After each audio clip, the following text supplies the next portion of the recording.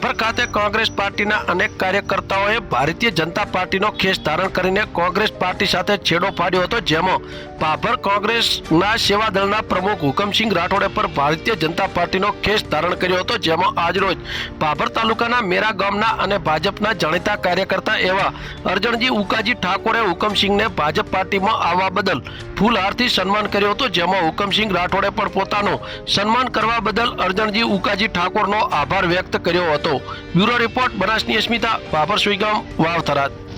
આથી ઠાકોર, મારું નામ અર્જુનભાઈ ઉકાજી મેરા અને ભાજપના સામાજિક કાર્યકર છું અને પાર્ટીમાં કામ નિભાવું છું અને મારે હુકમસિંહને બહુ સંબંધ છે અને હુકમસિંહ બાપુ 30 વર્ષથી કોંગ્રેસ પાર્ટીમાં કામ કરતા છતાં હવે થોડી નારાજગીના કારણે ભારતીય જનતા પાર્ટીમાં જોડાયા છે। એના બદલ હું અર્જુનભાઈ ઠાકોર ખૂબ દિલથી એમને સ્વાગત કર્યું, ફૂલહાર કર્યા અને પાર્ટીમાં ખૂબ સરસ કામ કરશે એવી હું આશા વ્યક્ત કરું છું।